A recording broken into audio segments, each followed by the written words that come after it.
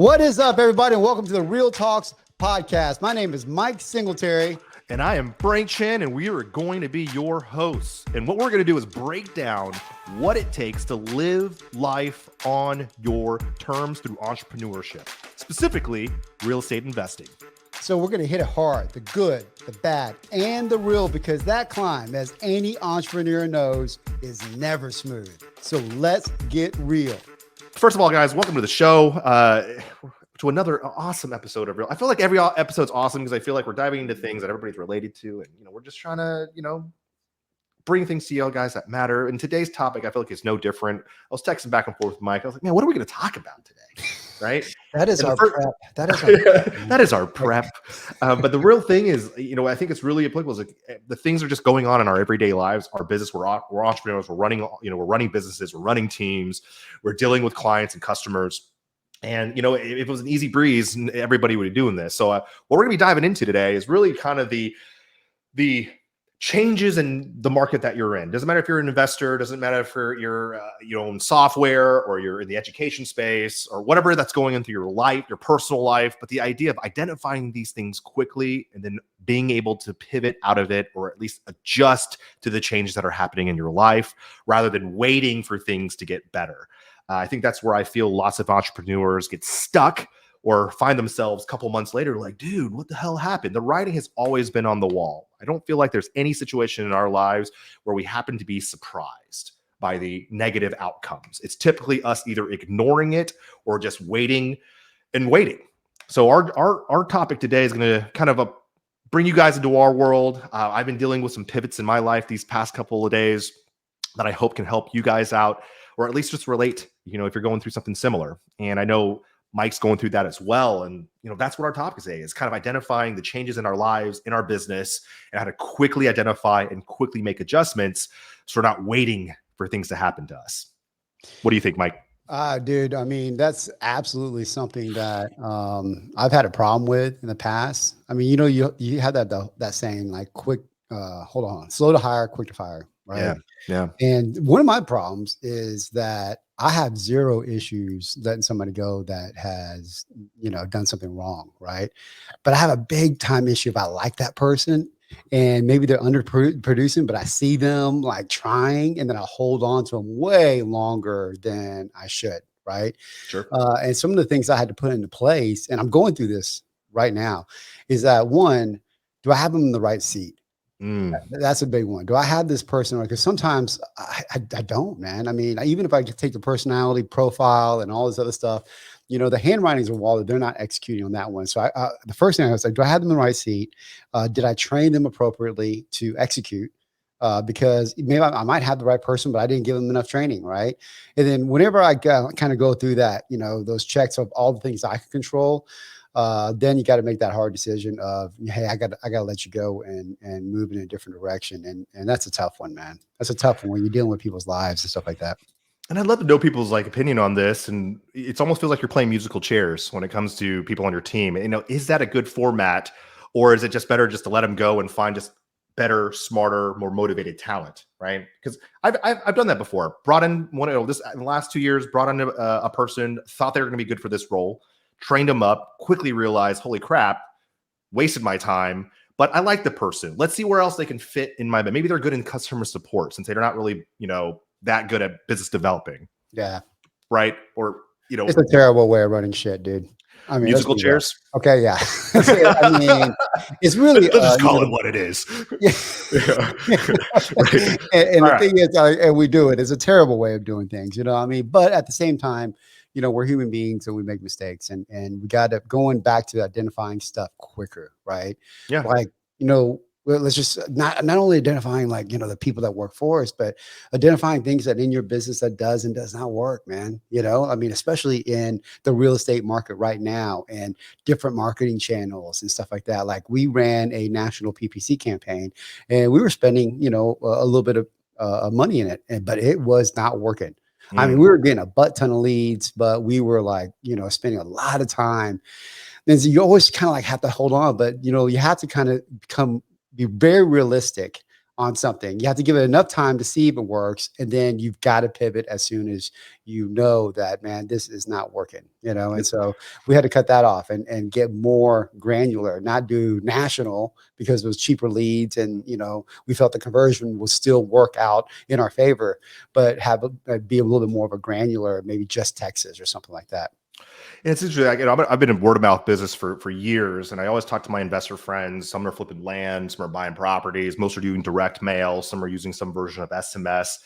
And it's crazy how much money they spend on, you know, and I'm sure a lot of people can relate to this, is just a marketing channel that is already proven after 30 days, okay, that it's a negative ROI. You know what? Let me dump another 10K into this using the exact same methodology, maybe changing things here and there. And then the next month, a negative ROI. It's like, no, it's about to change for me. It's about to change for me. And another month of this, it's like, are you able to make quicker adjustments, trying something completely different? Or is That's that the just kind of tough the one, name? bro. Is that just the name of the game when it comes to things like direct mail and Well, I SMS? mean, because most marketing campaigns don't work because they don't stick with it long enough, right? So, like most marketing campaigns, you want a ramp time of at least 3 months, and really it should be 6 months. So most people make a mistake of going month by month. Hey, I didn't get anything this month. We have clients right now that we do all their skip tracing, all their data, and even educate their cold callers and lead managers and stuff like that. And they're living and dying by the week. Like, we didn't get anything this week. And I'm like, dude, that's not how this works, man. You got to be able to play the long game. And, but like, what is that number? I think the real problem comes into is that, did you check all the boxes, and is it just the lead source, right? Because Mm, sometimes it's not the marketing campaign. Sometimes it's a sales problem, there, boom. I was about to right? say that. Right on, brother. Yes, Yeah, sir. yeah, Yes, man. I mean, sir. and you have to be able to identify it, because most investors, especially people with smaller operations, always want to point the finger out. Like, oh, this campaign doesn't work. Well, did you Mm. answer the call? How many times did you follow up with them? You know what I mean? I mean, you got to like figure that whole picture out first before you just hop from one thing to the next. That is such a cool point you just made. I just had a client call, working with a new client in the TV space, right? Yeah, You might know him, Tony Javier. yeah, Really, really cool product, great dude. and a completely different channel of marketing that most are kind of have a lot of misconceptions around. This is what's really exciting working with him. And he just said the exact same thing, where it's, I know our model works. I know we bring in really high quality leads on a much wider scale. And in most cases, about 90% of the time, the clients that work with are saying that TV doesn't work. There's usually something wrong with their sales process, right? Yeah. So if you're out there struggling, you're thinking, oh, you know, direct mail doesn't work for me, or SMS doesn't. Well, there's plenty of investors out there where it does work. Look at your sales process. That's a pivot you can make. Stop thinking about the marketing, thinking about your internal processes. Okay. So I'm glad you touched on that. You know, Well, I mean, 100%, brother, because I mean, here's the thing. I would say 90% of investors, and this, I think I'm being very conservative when I say 90%, are only focusing on the incoming lead, the low hanging fruit. And I got to tell you, man, we are in a follow-up game. I know you've heard of this a million times, but 30% of your buys, at least 30%, are not from your follow-ups. You're doing it wrong. mm, I mean, you're just doing it wrong, right? You just gotta, you gotta follow, and there's a cadence of follow up. So at the beginning, the first week, if you don't feel like you're stalking them, there's a problem. And then people always like, I don't want to bother them. You know, I mean, hell, mm. we have a cadence where we're calling them 3 times the first day, 3 times the next day, texting them, and then it tapers off. You know what I'm saying? But you got to be super aggressive that first week. And then after that, I don't believe in auto drip campaigns, man. I believe that you need to have somebody on the phone trying to reach out to them at least once a month, once a quarter. You know, if it's houses, whatever that timeline looks like, maybe once a month at the very least, or not the very least, once a month, but on land, it's about once a quarter, right? Because they don't change their mind that quickly. So I don't know, man. You just have to like have a hyper focus on following up, and it sucks. That's why people don't like doing it.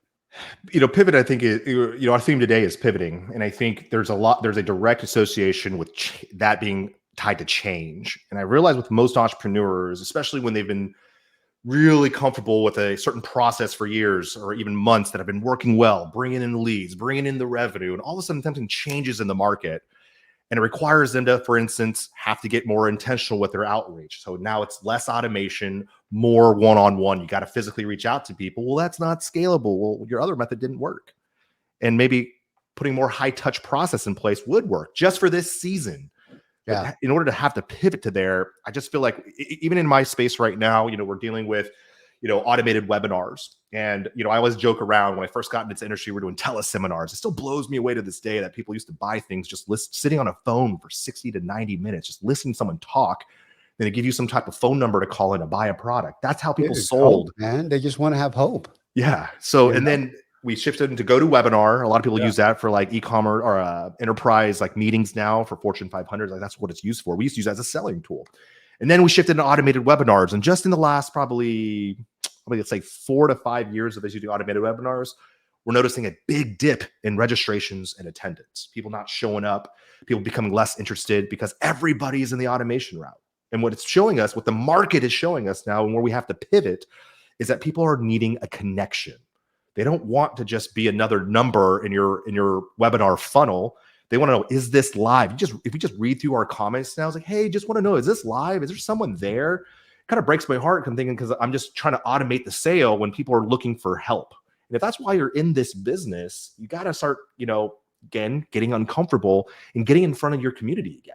That's a big pivot that we're seeing now in the education space. Is people are looking for connection. People are looking to latch their trust into a physical person, not an automated process. And of course, with AI, it's only disconnecting us even more and more. Yes, it's a great tool. Love AI, right? But I think it's really training people down this wrong path. And we're definitely seeing that right now on the webinar side of things. So I agree with you, man. So ultimately, I think that applies to almost everything in life, on personal and business. I mean, everybody just wants a connection, right? I mean, it's so hard for me sometimes to separate business and personal because it all kind of jumbles in together for me, right? Yeah. And I never really like believed in, hey man, that's business. It's not personal, it's business. I think, dude, everything's personal, Yeah. everything to me is fucking personal. So I think that everybody yearns for a connection. I think that you have to play the long game on things. I think that's just a hard rule, right? I think the biggest problem that people have is that we want that instant gratification. It's got to work really quickly.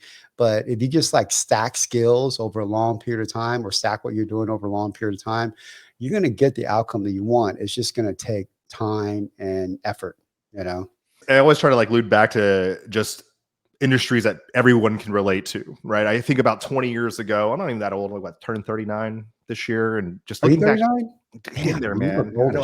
I know shit. I was about to say the same thing, man. Time has not been good to me.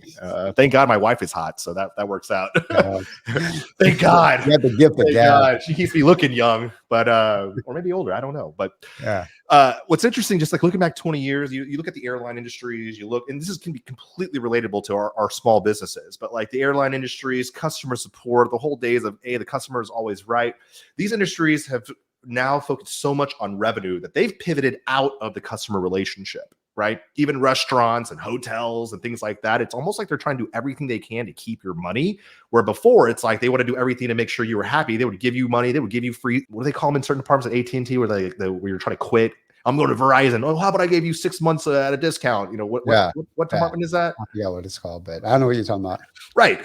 Those used to be like the standard, the status quo. But now, like, how hard is it even just to get a hold of an operator, just to talk to someone at these big companies? Yeah. Right? Especially somebody stateside or somebody that knows what that is a decision maker. I gotta tell you now, if you run a business where it press 1 for this, press 2, and it's almost impossible to get a hold of a physical person. Fuck you. I gotta just right now. Fuck. Dude, you're gonna be in trouble, man. That's everybody, brother. You know what I mean? Because we've all been there cursing at our phones, being that guy. It's like, I just want to talk to somebody. Yet we set up systems in our own business, treating our customers this way. And I think there's a lesson to be learned here. I think with airlines specifically, or even Uber, or whatever the company is, the first ones that put the customer first again is going to really just set the precedent for the next 10 years. Right? We really need to be shifting more into that experience, especially when it comes to education brands. We're selling tons and tons of products and we have low success rates. I was talking to another person who's in the client success, and that's her whole entire business. So many people are focusing on marketing, driving revenue, and there's so much opportunities just sitting right in front of you. If you're able to pivot your attention there, you can actually drive a significant more amount of revenue without actually having to spend extra money. Yeah. That's what's crazy, right? Like, how do we just keep funneling people in the front, and whether they are successful or not, I don't give a shit. I feel like that's just such a terrible, like, you're constantly chasing the white rabbit at that point, right? What do you tell your customers to do, man? Like, what are you putting into place to your customers right now when you see that problem? You're like, listen, man, you don't have a lead problem.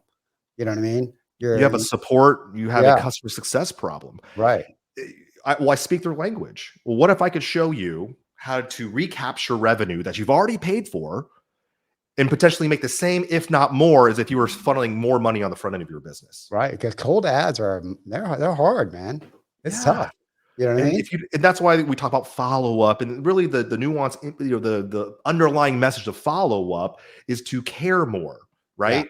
And you're not, and we there's a word in our space called indoctrination. What is that? Well, it's the time you're spending building a relationship with someone who has come through your door, not just cramming product down them and putting a buy link every time you send them an email. It's, here's a little bit about us. We'd love to a little bit know about you. Let's build that know, like, and trust factor. I think we've gotten to a place, and again, it's like, investors or in big companies, it's like they only care about their investors, Yeah. not the people that they're actually serving, putting money into their investors' pockets. I think we got to flip things around a little bit, right? No, I agree with you. I agree with you 100%. I mean, that's a big sticking point with us. We get a lot of clients from other competitors like, man, our customer success, I get really upset when they're not on the phone with them within a matter of minutes, right? I mean, or even less than that.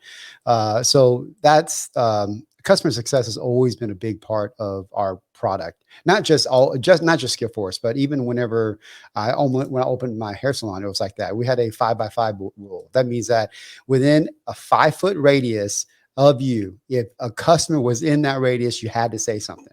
That's awesome. Right? You had to say something. You're like, hey, how are you? Is there anything I could help you with? I mean, it's something where you had to acknowledge that they were there.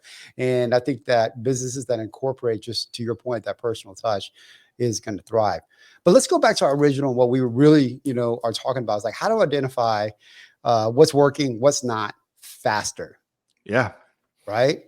So, I mean, like for us, I mean, you have to have, they have like lead and lag indicators. Are you familiar with those?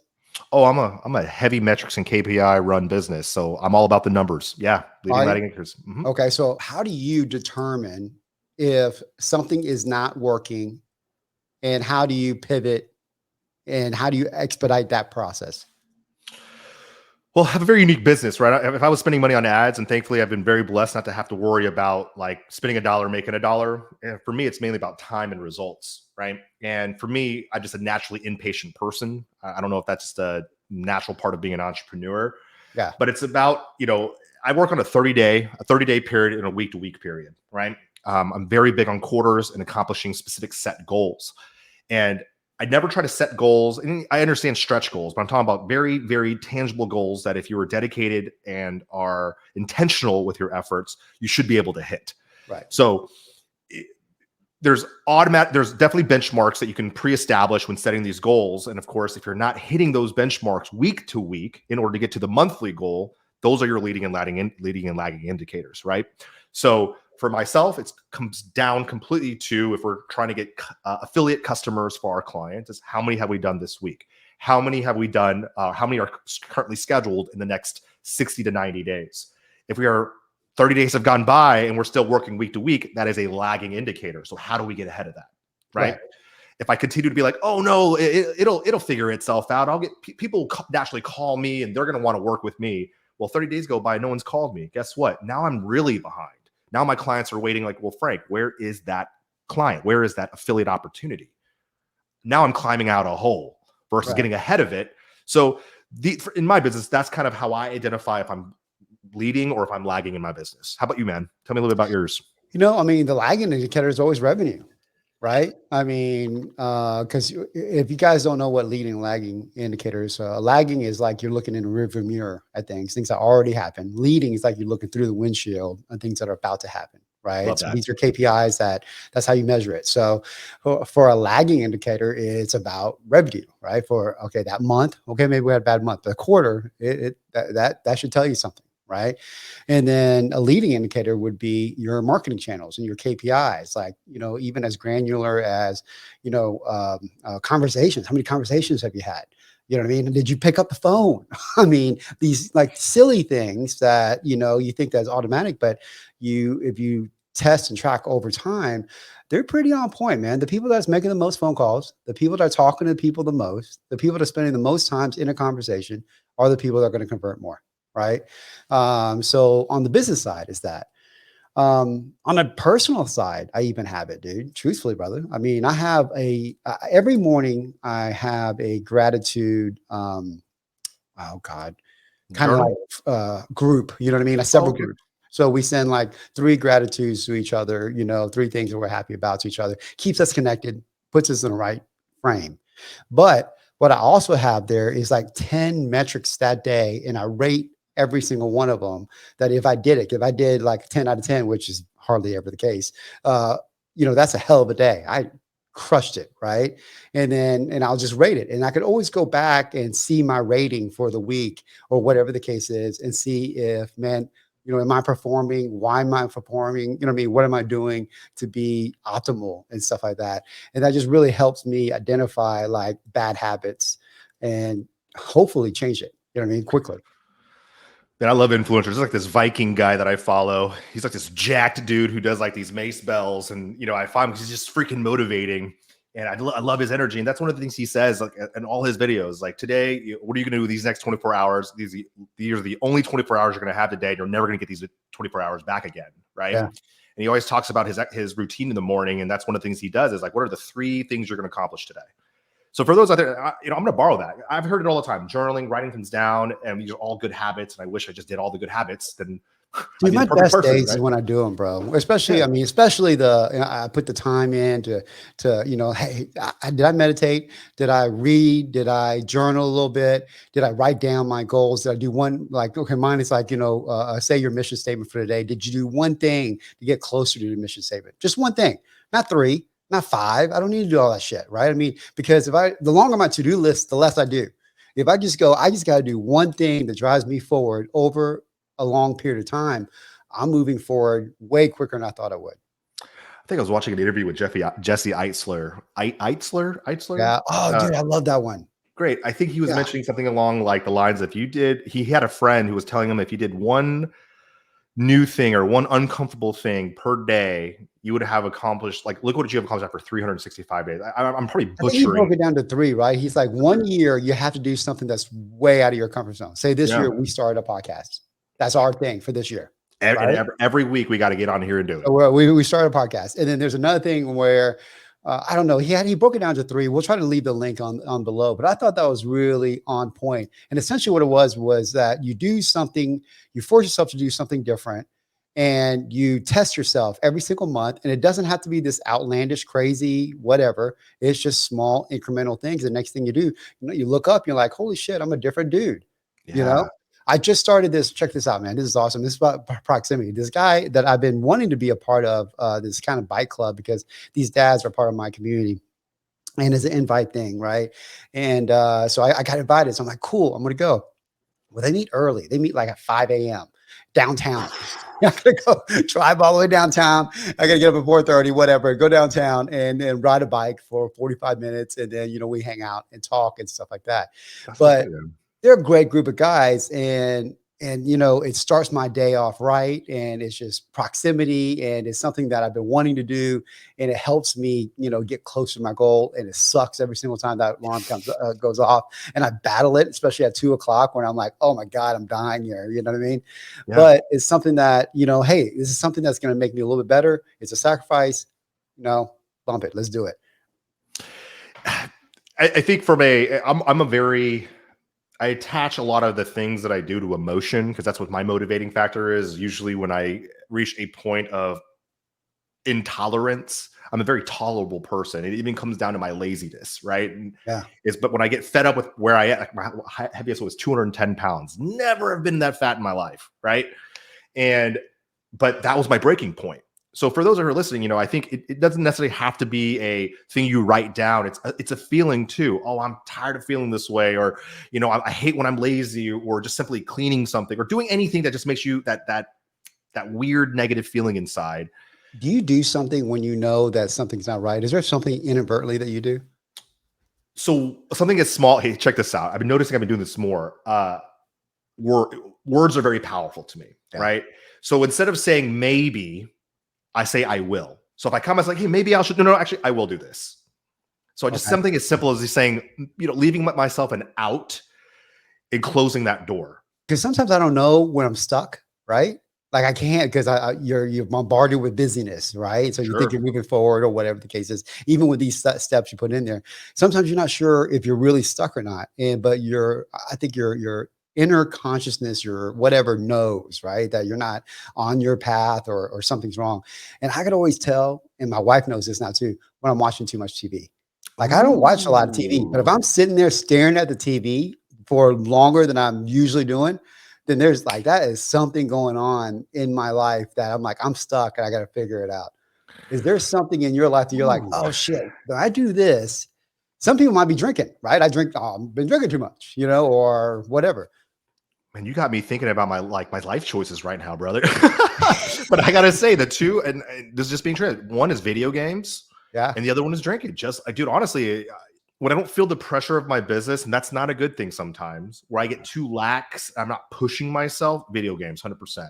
I have all this downtime. I should be thinking and maybe thinking more about my wife, planning activities, date nights, something as simple as that, right? Not even business related, or activities that I could take my son to go to a little book reading. Is that boring as hell for me? Probably, but it's an experience that I can create with my son outside of spending an hour playing video games. Yeah. Right.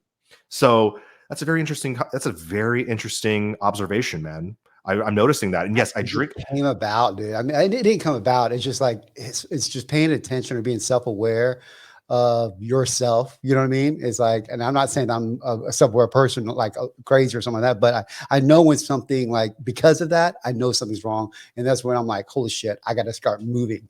I got to get up. I got to start thinking, you know what I mean? Like right now, brother, it's really weird because I've never really been this way, but I crave quiet. I crave just quietness. You know what I mean? And like, even in the car, I don't even have my radio on. I don't want nothing, or in my home in the morning. And I don't know if it's just because I'm getting older, probably. But when I was younger, it was never like that. You know what I mean? I thrived in chaos, but now I can't fucking think. I can't really have like my soul or God or whatever you want to talk to me. I can't hear it if I have all this stuff, chaos going on, I think just coming with age, brother, because I feel like some of my best thinking is just leaving my life is very different than most, right? I'm in my home probably 90% of my life. I have a very simple, I prefer it this way. This is why we're looking to buy like a big ass home with like a nice everything. So I could just walk from one room to one room. And I love it. I do. But what I've also noticed is that it really limits the way my mind thinks. When you're comfortable, and you don't address the uncomfortable, that's like the cold exposure and all that stuff, has a really kind of inverse effect, but a positive inverse effect to that initial feeling, right? You come out, then you feel great. Same thing with my home. When I leave and I'm in my car, I don't turn on the radio. I don't listen to music. I'm not listening to pop. I think the best when I'm just driving, and sometimes I just zone out when I'm driving, but I'm able to think so clear. I don't know if that's with age. Before, I used to always need sound, like stimulation, something going on. But as I gotten older, dude, I was just on a trip with my father and my brother. I told you that earlier on our today's calls. Like, they would not stop talking about gambling the whole time. They're Asian, dude. My dad's a nerd. My brother's a nerd. They love talking about stats and statistical. You get at the end of the day, I was like, guys, it's freaking Vegas. We were not designed to win. I don't care what algorithms you think you're trying to crack here, but you're not going to beat Vegas, right? And I'm going there in about 2 weeks. Fucking stop, brother. It was just strategy. I just in my mind, I love my brother. I just like, shut the fuck up. You know what I mean? Because I was crazy. I just needed that quiet for just maybe 30 minutes to an hour just to decompress. I'm the right? same, bro. And I'm the same, man. And it's just, I think that things come to you in a whisper, right? I'm a spiritual guy. I believe in God, and that my faith has gotten even stronger because I've always had it, but now it's even even for me it's next level. But my best, I've always felt God's presence. I always felt like I missed His message or the message that I'm supposed to hear because of all the noise, and your purpose comes to you in a whisper, right? And a lot of times you'll miss it, if you're not quiet and intentional enough. And so, like, for example, and some people say this is a subconscious thing, but I do think it's a God thing. um, when you go to sleep and I got a problem, I want a problem solved. I think about that problem and how can I solve it? You know what I mean? Whenever mm, how can I solve it? And the next morning, when my mind is the stillest, I have the solution more times than not. You know what I mean? And maybe it is just my mind, or maybe it is something guiding me. Either way, I think it's kind of the same thing. But I feel like the quietness of it helps you identify what is wrong, and then helps you get to that next step quicker. that's such a powerful thing, man. And on the same vein as religion, and yes, Christian through and through, proud of it. And I got to say that a lot of the times when things are happening in my life where I feel that negativity or that discomfort, there is that piece where I can, one, speak and pass it on to God. And it's like, I Right. know there's a message here for me, good or bad. Help me see what you need me to see. Right. There's a bit Oh, of that's a great peace one. there. There's a bit of peace there. And that's a pivot you can make versus kind of falling into that negativity. Having that relationship with God for me personally has allowed me to kind of push through that with optimism. Yeah. Okay. And I think there's a lot of power in that, especially when you feel stuck. Oh, Right. dude, that's so I powerful, don't, brother. yeah. I'm sorry. Go ahead. No, yeah. Please, thoughts. We're cutting each other off. No, that's so powerful. So, have you ever read the book, The Surrender Experiment? Oh, I haven't. No, I'm going to write it Okay, down though. so That's it's kind of the it's thing. not a Christian book, but I'm not. Although I'm a Christian, I believe in one God, right? So I don't believe in there's separate things or anything like that. So he is more of a Buddhist and stuff like that. And this guy is an autobiography essentially, and he built this amazing $1 billion tech software, and he wasn't even in tech, right? So what he did was that his whole he hit a point where he's like, what is that voice that's talking to me? And he's like, you know what? I am going to completely surrender to this voice and do what it tells me to do. And then and the whole book is essentially about this, right? It's fascinating. Just put it on when you go for a run or whatever the case is on your audiobook. What it identifies is that our vision for our life is nowhere near as grand as what our real purpose is supposed to be, I like right? that. I like that, Right. brother. I And like so that. things are put into our life all the time that we say no to, that would have led us to something much greater. You know what I mean? But we say no because our scope is very, very small compared to our purpose and God's scope for us. Right. So, for example, just you and I relationship, we would have never met if it wasn't for a particular event that we decided to join. Right. We would have never started this podcast if I didn't just give you a text and I didn't think you were going to say yes. Sure. But I'm just like, if for some reason your name came into my mind one morning and I'm like, yeah, perfect, Frank. You know what I mean? And so it's just like these things leads to another thing that you would have never expected. But our problem is that we say no. I'm trying to become a better reader. So, one, what was the book again? The surrender experiment. It's been Surrender. audio. Yeah, yeah. So it just go audiobook, man. It's awesome. And what's really cool is I associate that with the movie, The Yes Man, with Jim Carrey. You remember Okay. that Yeah. movie? Yeah. Where it was all about him just saying yes to everything. And it opened doors to new relationships, new experiences, and things that you would have never thought you would love or enjoy. Right. And I think, you know, business, life, a lot of the limitations that we put on ourselves are limiting beliefs. Taking that quiet time and just asking yourself why, right? Why am I saying no to this? And if the only response that you can give it is it makes me uncomfortable, let's bring that right back to what we said before. Guys, Mike and I are dealing with uncomfortable shit every day. Yeah. But I think what's allowed me to take these leaps in my business and in my life specifically are what I have said yes to the uncomfortable. I really, truly believe that, right? You know, getting on my Peloton every day when I was trying to lose weight, and I also had a bet with my wife. That always is quite motivating. But it allowed me to lose 20 pounds in the span of like 60 days, right? Never thought I would get on the Peloton. Never thought that I would be able to commit to that. You changed your But diet too, I'm yeah. sure. Oh, dude, I was eating boiled chicken and broccoli and prefixed meals. Holy crap, bro. Like, when I see people like the fitness guru, when the fitness gurus are out there and are just like, oh yeah, I love this stuff. Bro, you don't love this shit.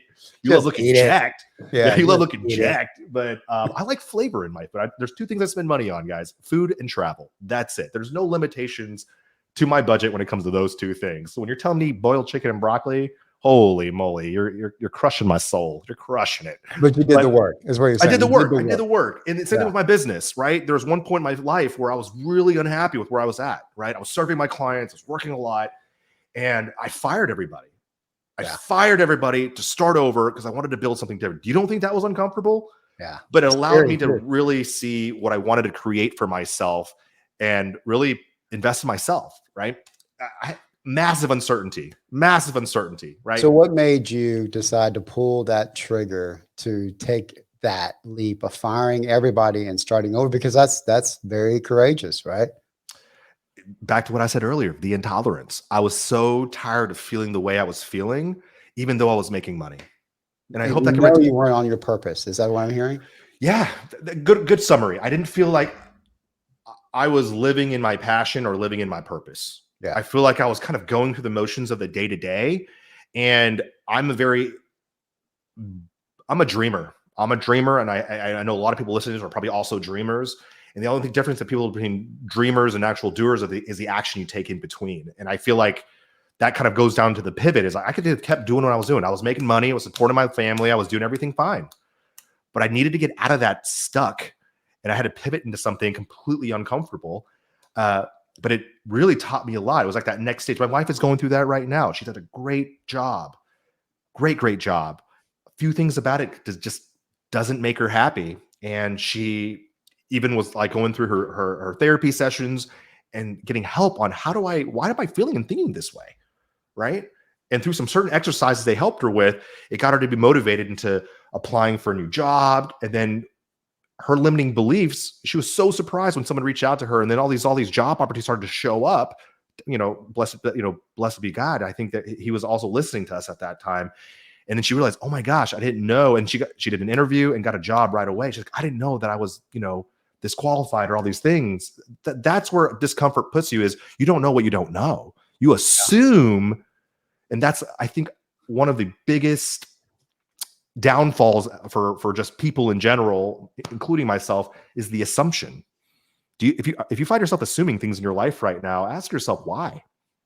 Ask yourself why. I mean, I just think it's just it's about just doing what's easy. Like most people are just weeds in the wind, so they sway anywhere the wind blows them, right? And the thing is, more times than not, what's your purpose and what's really good for you is the exact opposite of what you want. So I think there's a saying like, doing what you want might be the worst thing for you, right? So what I mean by that is like, hell, I can sit there and watch football and eat freaking ice cream all day, but that is not that's what I want, but that's not really what's good for me, right? Stuff like that. So you have to be really intentional what you really want your life to look like. And then I don't know, man. It's a hard one, man. But we sit there, we're almost contradicting ourselves. Or like, you have to look like, see what we really want and then put the steps in place to get there, which is absolutely true. And then we're also talking about, our purpose and having these signals come to us and following that as well. And it's a hard way to decipher which one is which, or which is the right path sometimes. And I think that's where you get stuck.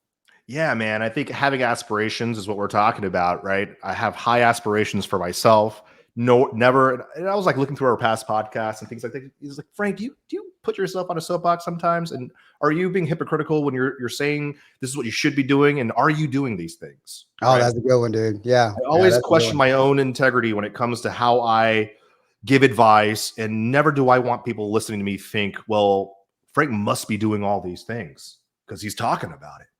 No, I'm not.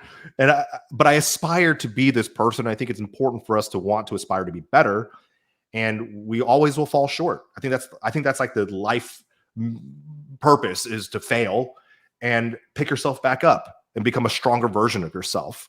I don't think there's a single person I know who has reached success with everything always going their way. Nah, I think failure is the building blocks to your success. I think failure is the building blocks to your own character. And those who fail to grow are the ones who fall into these excuses. So I don't want, yeah. I'm sorry, dude. I am a oh my God, what? Dude. I just all I do is cut you off. It's okay. We always talk about like, how did the radio shows it? They just talk over each other. The main person just turns the volume down to the person cutting them off, right? Yeah. I mean, listen, we can go on this forever, but I think the problem is, let's talk about men, right? Us, okay? Yeah. We're normal dudes, right? And I think that what society and what we have to go through now is a lot different than what our fathers had to go through. So we're going through kind of like a new terrain. Like, we have to be the husband, we have to be a great father, we have to be the provider, the leader, emotional, all this stuff that shit, my dad wasn't that. I mean, cook. We have to cook now. We yeah, gotta clean. My dad wasn't that, right? We gotta fold laundry. What the hell? To be the modern man, you know what I mean? And we all fall short. Like every fucking one of them. We all fall short. And the problem is, most of us cannot show weakness. When somebody's going through something, they never tell you when they're in that problem. It's always like, I went through it before. It's because in that moment, they can't express their weakness as a man. Like, I'm struggling, dude. If you sit there and you go, hey, what's up, man? How you doing? Nobody's going, dude, I am really struggling right now. You know what I'm saying? I'm having a hard time right now. No, everybody's like, hey, it's good. It's good. Because we can't show that. We can't even show it to our wives sometimes, right? So I think that's also an unbelievably tough thing for the modern man to deal with. I think that's honestly one of the reasons why you and I get along. And I feel like that's a universal quality I look for. And I admire men who can be vulnerable. And let me clarify vulnerability. Okay. We don't cry on each other's shoulders and say that my wife mistreats me, things like that. Vulnerability comes from a place of showing your, kinks in your armor and being okay with it. Oh man, I'm struggling with my business right now. Or man, you know what? Like, I feel like I could be a better husband and all these things. Because I feel like where we are with social media, Facebook, I've already come to terms that all the crap on like Facebook, Instagram is just absolute bullshit, right? Yeah. And almost to the point when I go into people's Instagrams and, I get retargeted with all these people and I go through, it's like, holy shit, your life must be awesome all the fucking time. Like, I don't even believe that anymore. What I search for, and this comes all the way full back to the whole connection point, is I just want people to be real. Like, I relate to people when they show me their vulnerability. That allows me to enter their life in a much more, real way. Authentic. I think that's how you're authentic. You're actually connecting with people at that point. Not, I just did, my business just did 1.2 million last year. Gross. And I have to throw that in there. We're in the real estate space. Gross. I just bought a new house. Look at the car I drove here that I probably rented from, Enterprise. It's crazy, the constant need to try to prove stuff to people that honestly don't give a shit. I'll be honest with you. That the praise that you're getting from strangers, to me, is worth exactly zero. I don't need praise from the people that I literally will never see again. Or I'm on the street and they're like, dude, cool car. It's like, I don't need any of that public validation. I feel like it's exhausting. I feel like that's where a lot of people get stuck too. You're like, man, I'm tired of having to keep up with this social media game and having to constantly show the best version of myself. And I'm exhausted. If you're exhausted, I think Stop. that I mean, remember, look at our past episode with Chris Chico, bro. I mean, you go back on that one, you listen to that one because he said it best. He's like, man, I identify when people talk about their problems, right? Like I've already expressed that, man. I was an addict. I still am. I mean, it's just a different version of it, right? And I think that when you say stuff that is real, like I've had multiple times in my business where I didn't feel I knew it was wrong. I was scared to make payroll. I was, you know what I mean? I mean, I was like in trouble cash wise, balance sheet looks good, P&L, oh my God, and Mm. so, or bank things, oh my God, because you have to worry about that. And when you're going through this and striving to go to another level, there's always this, man, there's always shit that's hard. It's like nothing is easy. Nothing. You know what I mean? Anything is worth having. You sit there, you're like, man, I wish that was a little bit easier.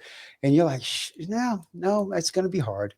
It's gonna be hard. It's supposed to be that way. And then I look at some of my friends that have a lot of money going, I wonder what their problem is. It's not that I never look at it and go, I wish I was more like that because I know they don't have a problem. I just wonder what their problem is because they're going through something too. I feel like we've talked about this in one of our, I can't remember which one it was, but being a natural problem solver, if you're comfortable and you hate it, you avoid it and things like that, you're really limiting yourself from a skill. And I think here's the difference. Here's my opinion on the difference. Everybody has problems. It just affects people at differently and at different levels. Dude, right? that's right If on. I know how to solve problems, regardless if I have money or don't have money, and I know how to compartmentalize my emotions, my thoughts, and do these things because I've been dealing with this kind of stuff my whole life, then if you put two people with different lives dealing with the same problems, they're going to experience different stress levels. So I feel like even people with a lot of money, yeah, they have their problems, but they probably handle stress different, not because they have the money. It's just because they've had to handle so much shit in their life up to that point where it's kind of, money does make things easier. I got to say what it is. No, the skill set's just different, right? The skill set's different. They probably have definitely figured out how to manage that stress just in a different way. Right. Yeah. But look at you, man. Okay. For example, can you go to an affiliate marketer, a beginning guy right now and go, yeah, no, that's not a big deal at all. Do X, Y, and Z, and then this problem solved.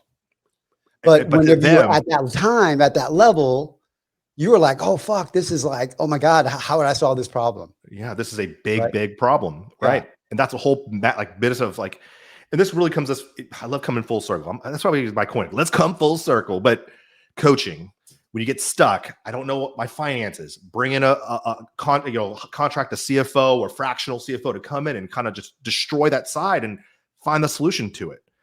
I think the pivots we need to make, a lot of the time, the answer is there. We're just too scared to pull the trigger. Whether that could be a financial, writing a 10K check, and you're like, I just don't know, right? But if you're intentional about it, writing a 10K check is just a starting point. You will get what you put in, like everything else in your life. Oh, I'm scared to have to wake up at 5 a.m. But now that you do it, right, or you have accountability there, it gets you to go out and do it more. I think that's kind of where I think the ultimate solution to pivoting or finding the reason to help motivate you is, one, identifying your intolerance, right? What's your intolerance level for what you're dealing with? Really identify it, y'all. Stop living in it. I would say. I just hate when I see people stuck because I do believe there is always an answer being stuck. Always. The path is either short or long. Yes, I get it, but there is a solution there. So I don't know. Maybe I'm just a overly optimistic person. I'm definitely a glass half full kind of guy, man. No, dude. I think that ultimately, man, if you're always going to get what you want if you put enough time and intention to it. Like that's just a thing. I mean, it's going to happen. If you look back in your life, you're like, well, that seemed like it was fucking horrible at that time, but then it really led to something greater and you know what I mean, all this other stuff. So if you have attention and stuff like that, it's fine. So let's kind of go into circle back because we can sit here and talk for hours on this. And I know they don't want to listen to us for hours, but how do I identify? It's ASMR, bro. It's ASMR voice. People just listen to this when they sleep. How do I identify what's working and how do you change it and move on quicker? I'll just say this and hope this helps people out. I always talk about my group that I'm part of, a leadership boardroom, and establishing a clear vision for myself and what I want, and really just future casting what my next 5, 10, 20 years can be like. Don't be an engineer in this sense. Don't find yourself saying, well, I can't do this because my kids, and I can't do this because I have this weird, huge debt over my head. It's what is it that you want for yourself? What excites you when you think about your life? I want to be in shape. I want to live in a good home. I want to have a good job. I want to be able to provide, like, all of these things. Write it down, right? And then just find yourselves making decisions based on this checklist. If you find yourself making decisions that don't really honor that vision, then you're probably stuck, and it's going to continue to lead you to be unhappy. Okay. Especially when it comes to your weight and things like that. I feel like that's a big one, is weight and finances, the relationship with your wife, kids, things like that. Is just like we talked about earlier. Like, okay, if your relationship with your kids aren't good and you find yourself any free moment you have playing video games like I do, well, the fix is go stop playing video games, start being intentional with your kid. Yeah. Identify your lag indicators. Like leading and lagging indicators. Yeah. That's it. That's identify what's a lagging indicator in your professional and personal life, I think, is a key, right? Yeah. Knowing when you're stuck and knowing that I got to make a change and it's not going to fix itself. And, that's the only way that anything really, really moves forward, because, well, actually it's going to move anyways, regardless of what decision you make or not, because non-decision is a decision as well. Right. So understanding, to your point, where you want to go, understanding a lagging indicator that tells you you are not living your purpose, you're not doing the right thing, something is off, and then taking action and not really worrying too much if that is the right action or not, but just take action and move forward, and it'll work itself out. Absolutely. Man, I had a good time today, brother. This was such a fun episode to do. You actually gave me a lot to think about myself, just regarding my own personal life, leading lagging indicators, man. I got some things to work on, and I'm excited to do that. And I definitely have things to work on. First of all, we appreciate y'all staying with us, listening through. Hopefully there was, just let us know, yeah, we're imperfect, man, trying to figure it out, man. Figuring it out every day. If you enjoyed today's episode, let us know in the comments. Definitely follow us on our podcast channels, YouTube, everywhere else we are right now. It will be in the descriptions below. We'd love to hear about your story as well. It's really cool just to have a network of people knowing you're not alone in this. We're all trying to get through this. We're all trying to freaking figure this out. I think it's part of the joys of going through life, not alone, and if you are alone, hey, we're here for you. Tune in every week. We're going to do our best to do good by y'all. How about that? Put a comment, man. Put a comment if you're struggling with something. So, we'll either talk about it on the next episode or we'll answer it right then. Yeah, absolutely. Thank you guys so much for tuning in. Stay tuned for the next couple episodes. We got some cool stuff, good bangers out there that we're going to be bringing your way. With that, have a great rest of your day, y'all. We'll see you on the next one. Peace. So that's a wrap. Thank you, everybody, for tuning in. I hope you received value from this episode. If so, please share this podcast with your friends so we can help more people just like you. Also, hook up with us on Facebook, IG, and YouTube at Real Talks. That's REIL Talks. So until next time, keep it cool and keep it real.